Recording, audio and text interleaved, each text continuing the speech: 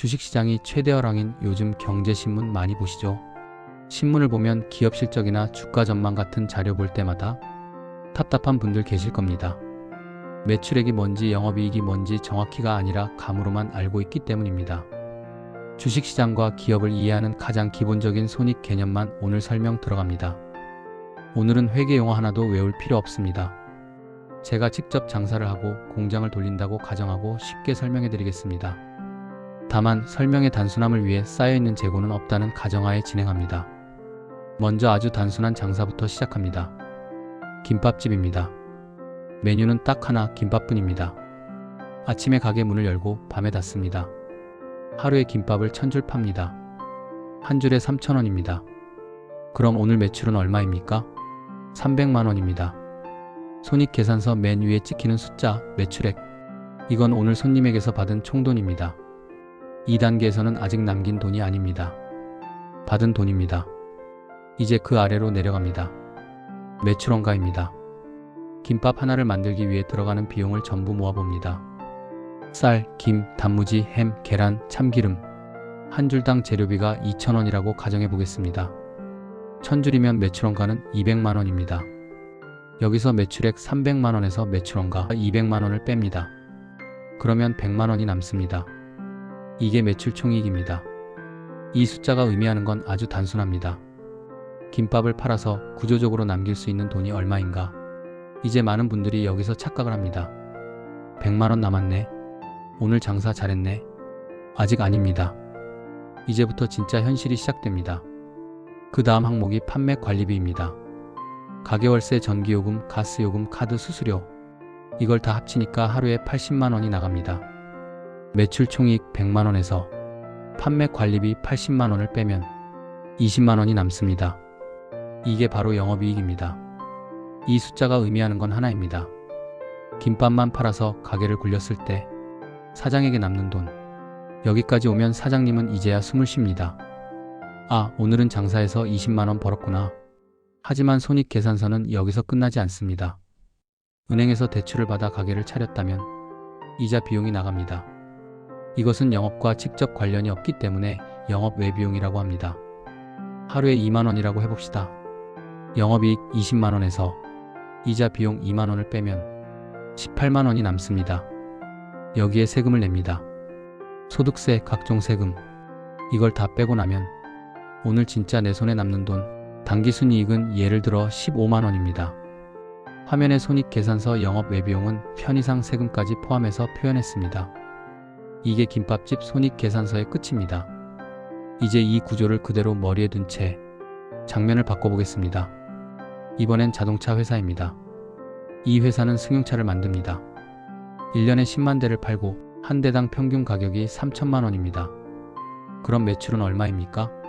3조 원입니다. 숫자가 커졌을 뿐 구조는 똑같습니다. 손익계산서 맨 위, 매출액. 아직 남긴 돈 아닙니다. 받은 돈입니다. 이제 매출원가로 내려갑니다. 자동차 한 대를 만들기 위해 들어가는 비용. 강판, 알루미늄, 반도체, 타이어, 공장에서 일하는 생산직 근로자 급여, 공장 전기료, 로봇 설비, 감가상각비. 이걸 전부 합친 게 매출원가입니다. 한 대당 2,500만 원이 들었다고 가정해 보겠습니다. 그럼 10만 대면 매출원가는 2조 5천억 원입니다. 매출 3조 원에서 매출원가 2조 5천억 원을 빼면 5천억 원이 남습니다. 이게 매출 총이익입니다. 여기서 투자자들은 바로 질문해야 합니다. 이 회사는 차를 만들어 팔면 한 대당 얼마를 남기는 구조인가? 이 숫자가 낮아지면 아무리 많이 팔아도 회사는 힘들어집니다. 김밥집에서 재료비가 너무 비쌌던 것과 똑같습니다. 이제 다음으로 내려갑니다. 판매 관리비입니다. 자동차 회사의 판매 관리비는 훨씬 큽니다. 본사 직원 급여, 광고비, 물류비, 그리고 아주 중요한 항목, 연구개발비.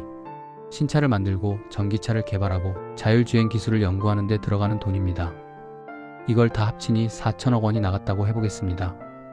매출 총이익 5천억 원에서 판매 관리비 4천억 원을 빼면 1천억 원이 남습니다. 이게 영업이익입니다. 이 숫자가 의미하는 건 명확합니다. 자동차를 만들어 파는 본업으로 이 회사가 벌어들이는 돈, 여기까지는 김밥집 사장도 자동차 회사 사장도 같은 마음입니다. 그래도 본업은 돌아가네. 하지만 여기서 끝이 아닙니다. 자동차 회사는 공장을 짓느라 막대한 빚을 냈습니다. 그래서 이자 비용이 큽니다. 1년에 300억 원의 이자를 냅니다. 바로 영업 외비용이죠. 영업이익 1000억 원에서 이자 비용 300억 원을 빼면 700억 원이 남습니다. 여기에 법인세를 냅니다. 200억 원이라고 해보겠습니다. 그러면 최종적으로 남는 돈, 당기순이익은 500억 원입니다. 이게 바로 주주에게 돌아갈 수 있는 돈의 원천입니다. 자, 이제 여기서 한 단계만 더 가보겠습니다. 아까 매출 총이익이니 영업이익이니 이야기했죠. 이걸 그냥 금액으로만 보면 비교가 어렵습니다. 그래서 여기서 중요한 개념이 하나 더 나옵니다. 바로 비율입니다. 먼저 매출 총이익률입니다. 이건 아주 간단합니다. 물건을 팔아서 받은 돈 중에서 원가를 빼고 얼마나 남겼는지를 비율로 본 겁니다. 쉽게 말하면 이런 질문입니다. 이 회사는 원가 관리를 얼마나 잘하나? 김밥집으로 치면 김밥을 한 줄 팔 때 재료비를 얼마나 효율적으로 쓰고 있는가? 자동차 회사로 치면 차 한 대를 만들 때 불필요한 비용이 얼마나 적은가? 이걸 보는 지표입니다. 그래서 매출 총이익률이 높다는 건 제품 자체에 힘이 있다는 뜻입니다. 가격 경쟁력이 있거나 기술력이 있거나 대체하기 어려운 무언가가 있다는 신호입니다. 다음은 영업이익률입니다.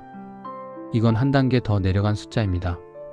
영업이익률은 물건을 팔고 사람 쓰고 광고하고 연구개발까지 다 하고 나서 얼마나 남겼는지를 보는 겁니다.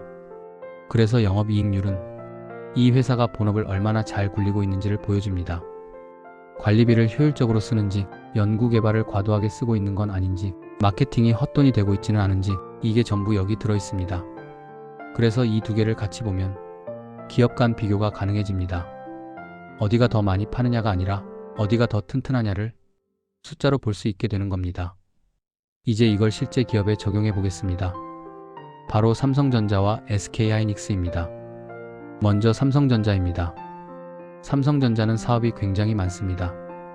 반도체도 하고 스마트폰도 하고 가전도 하고 디스플레이도 합니다. 그래서 이 회사는 이익률보다는 매출 규모가 먼저 눈에 들어옵니다. 시장에서는 2025년 삼성전자의 매출액을 대략 320조 원에서 330조 원 정도로 보고 있습니다. 엄청난 숫자죠. 영업이익도 증권사마다 차이는 있지만 30조 원 이상을 보는 곳도 있고 반도체 업황이 더 좋아지면 더 올라갈 수 있다는 전망도 나옵니다. 다만 여기서 중요한 건 비율입니다. 사업이 워낙 다양하다 보니 전체 영업이익률은 대체로 10% 초반대 수준으로 비교적 보수적으로 평가됩니다. 이 말은 뭐냐면 매출액은 정말 크지만 그 중에서 본업으로 남기는 비율은 생각보다 높지 않다는 뜻입니다. 이제 SK하이닉스를 보겠습니다.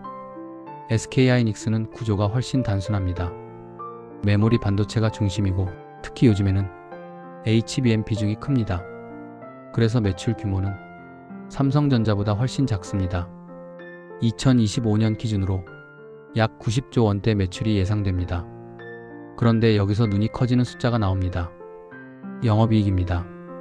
시장에서는 SK하이닉스의 영업이익을 40조 원대 후반까지 보는 전망도 나옵니다.